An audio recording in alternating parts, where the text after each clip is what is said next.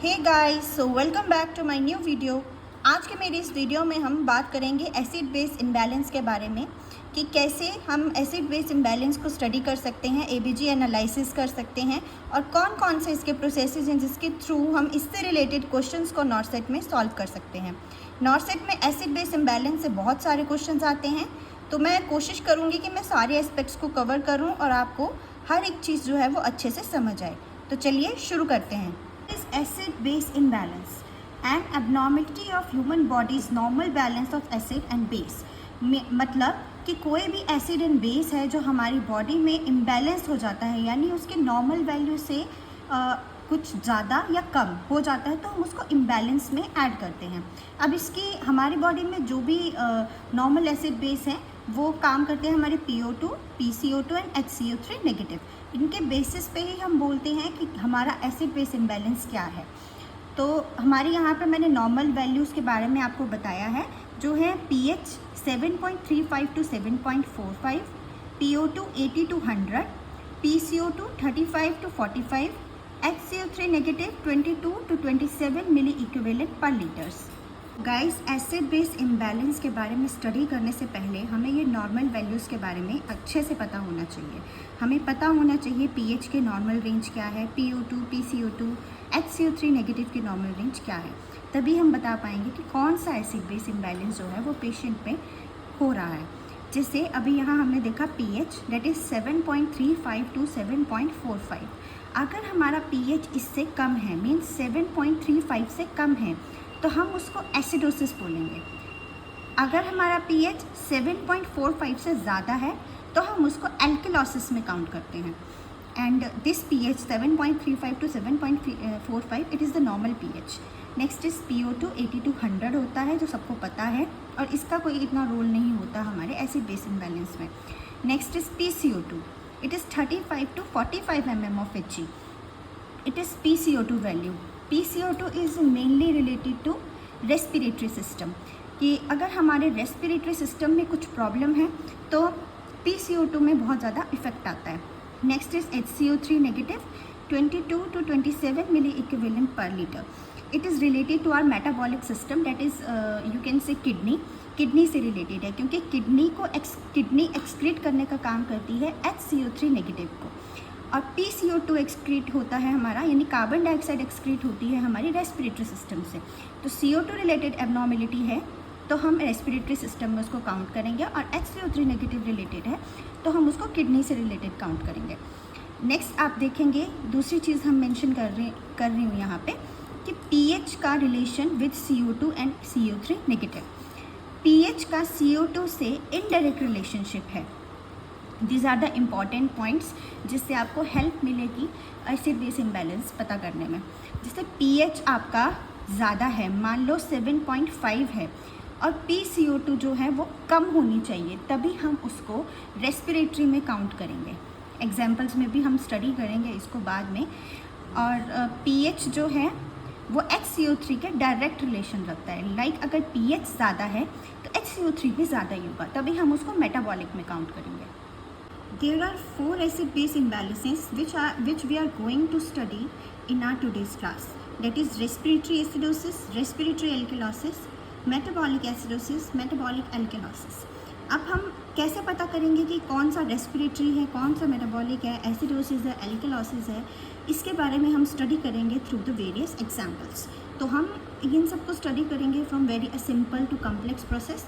Like पहले हम simple examples लेंगे, उसके बाद हम कॉम्प्लेक्स एग्जाम्पल्स लेंगे। तो चलिए अभी मैं आपको एग्जाम्पल्स दिखाऊंगी। So this is my first example. Like in this pH is 7.5, PCO2 30 mm of Hg, HCO3 24 milli equivalent per litres. तो हम इसको सॉल्व करेंगे step by step. Like in first step हम pH देखेंगे।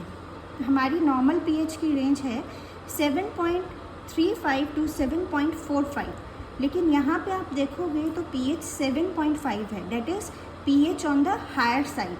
एंड एज आई सेड कि अगर pH 7.45 से ज़्यादा है तो उसको हम एल्कलोसिस में काउंट करते हैं।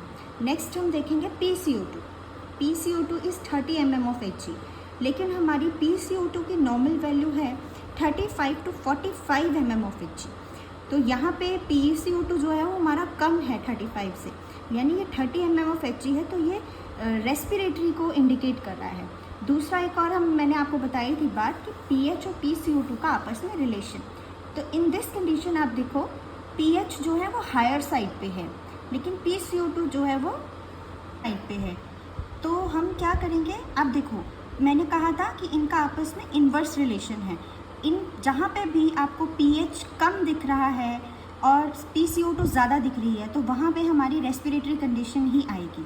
लेकिन यहाँ पे भी इन्वर्स ही है, pH हायर साइड पे है और PeCO2 लोअर साइड पे भी है, तो हम यहाँ पे रेस्पिरेटरी ही बोलेंगे, ये मेटाबॉलिक नहीं होगा, क्योंकि मेटाबॉलिक में डायरेक्ट रिलेशन होता है pH और HCO3 का। और दूसरी बात, HCO3 देखेंगे तो HCO3 is in normal range, तो it is a condition of respiratory alkalosis. Metabolic की कोई प्रॉब्लम नहीं है।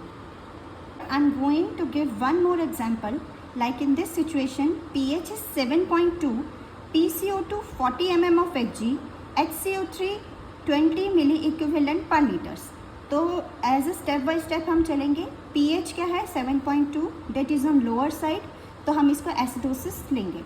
अब देखेंगे रेस्पिरेटरी है या मेटाबॉलिक, तो हम मूव करेंगे PeCO2 पे, तो that is 40 mm of Hg। तो आपको पता है PeCO2 ये नॉर्मल रेंज में आ रहा है, तो PeCO2 में कोई इफेक्ट नहीं आया। Next HCO3, that is 20 milli equivalent per litres. 20 है यानी कि HCO3 is on lower side. Again pH is also on lower side, तो ये मेटाबॉलिक कंडीशन को रिप्रेजेंट कर रहा है, प्लस एसिडोसिस है, तो this condition is metabolic acidosis. Is also a trick to learn this thing which I am gonna tell you in the next section. तो उस ट्रिक का क्या नाम है? Trick is ROME. ROME means R means respiratory, O means opposite, M means metabolic, E means equal. It is check with pH। pH का relation है ये with metabolic and respiratory. Respiratory opposite, metabolic equal. You should know what is रोम। तो इन case of respiratory pH कम होगा लेकिन PeCO2 ज़्यादा होगा, तो this is the inverse relation. And in case of metabolic pH ज़्यादा होगा, HCO3 भी ज़्यादा होगा, तो this is the direct relation. तो इसके थ्रू आप इन क्वेश्चंस को सॉल्व कर सकते हैं, इस ट्रिक के थ्रू भी आप सब कुछ सॉल्व कर सकते हैं, आप हर एक इक्वेशन को सॉल्व कर सकते हैं। But there is one exception, जिसमें हम स्टडी करते हैं uncompensated, partially compensated and compensated acid base imbalance. तो वो हम इससे पता नहीं लगा सकते, क्योंकि उसमें अलग सिनेरियोज होते हैं। हम उन एग्जाम्पल्स के बारे में अब बात करने वाले हैं। In respiratory problems, like in case of CO2, like CO2 अगर राइज करेगा तो kidney try to compensate the problem arises because of CO2।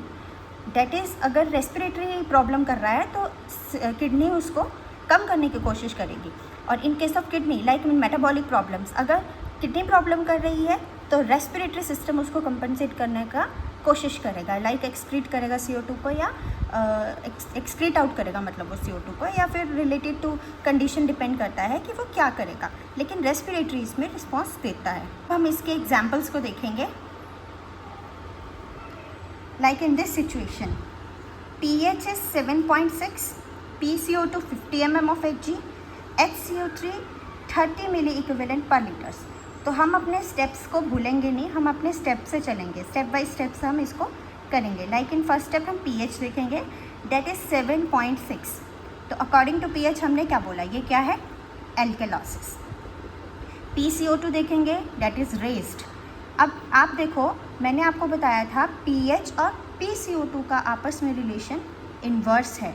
In case pH बढ़ेगा तो PeCO2 कम होगा, लेकिन यहाँ पे क्या है, pH भी बढ़ रहा है और PeCO2 भी बढ़ रहा है, means this is not a respiratory problem. Okay, so we move forward. Like HCO3 is 30 milli equivalent per litres. तो हम देख रहे हैं pH भी बढ़ रहा है, HCO3 भी बढ़ रहा है, so means this is a metabolic problem, metabolic alkalosis. हम इसको बोलेंगे मेटाबॉलिक एल्केलॉसिस। बट यहाँ पे हमें बताना है कि ये कंपनसेटेड है, अनकम्पनसेटेड है या पार्शियली कंपनसेटेड है। तो आप देखोगे PeCO2 की value is 50 mm of Hg। देखो, PeCO2 also increased and helped in compensation but not able to compensate fully. अगर वो उसको अच्छे से कंपनसेट कर पाता तो जो आपका पीएच है वो नॉर्मल रेंज में आता। मैं आपको बताऊंगी कि कब कंपनसेटेड होगा, पार्शियली कंपनसेटेड होगा और अनकंपनसेटेड होगा। तो यहाँ पे आप देख रहे हो PaCO2 बढ़ा हुआ है, मतलब वो कंपनसेशन की कोशिश कर रहा है लेकिन वो कर नहीं पाया, क्योंकि अगर वो कर देता तो पीएच जो है वो हमारा नॉर्मल रेंज में आता। वो पीएच नॉर्मल रेंज में नहीं आया, मीन्स PaCO2 अभी बढ़ रहा है, मतलब वो कंपनसेट करने की कोशिश कर रहा है। HCO3 30 है, तो इसलिए हम इसको बोलेंगे partially compensated metabolic alkalosis. Compensate नहीं हुआ वो, इसलिए हमने उसको पार्शियली कंपनसेटेड बोला। So we have one more example. In this condition pH is 7.45, PaCO2 30 mm of Hg, HCO3 20 milli equivalent per liters. So we are doing it step by step. In first step we are going to check pH. pH है हमारा 7.45 और normal value है हमारी 7.35 to 7.45। और मैंने अभी आपको last example में बताया, अगर हमारा pH नॉर्मल रेंज में आता है तो हम उसको कंपनसेटेड बोलते हैं। This is compensated one. अब ये कंपनसेटेड तो है लेकिन हमने इसको एसिडोसिस और एल्कलोसिस में डिफ्रेंशिएट तो करना है। So 7.45 is on higher side, so it is alkalosis. अगर ये 7.35 की वैल्यू देता तो इट इज़ एसिडोसिस। हम यहाँ से इसको काउंट करेंगे कि एसिडोसिस है या एल्कलोसिस है। तो इट इज़ कंपनसेटेड बट हम इसको बोलेंगे alkalosis. Next way move towards PaCO2 that is 30 mm of Hg। तो नॉर्मल वैल्यू है हमारी PaCO2 की 35 टू 45, लेकिन यहाँ पे हमारा PaCO2 क्या है, लो है। हमारा pH क्या है, ज़्यादा है, और PaCO2 क्या है, लो है। तो ये इन्वर्स रिलेशन बता रहा है, means it is the respiratory condition. Next step we check the value of HCO3 negative. HCO3 is 20 milliequivalents per litre. तो नॉर्मल होता है हमारा 22 to 27 milli equivalent which is on lower side. तो it doesn't match the value of pH, मतलब इसका direct relation होता है pH से, वो मैच नहीं कर रहा है। तो हम बोलेंगे कि ये रेस्पिरेटरी एल्कलोसिस की कंडीशन है, प्लस pH नॉर्मल साइड पे है, तो it is compensated respiratory alkalosis.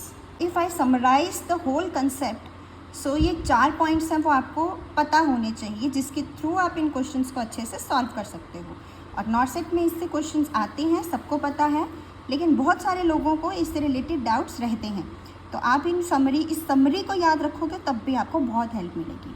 Like pH is in direct relationship with HCO3, means pH बढ़ेगा तो HCO3 भी बढ़ेगा। Inverse relationship with PaCO2, PaCO2 कम है तो pH ज़्यादा है, pH कम है तो PaCO2 ज़्यादा है।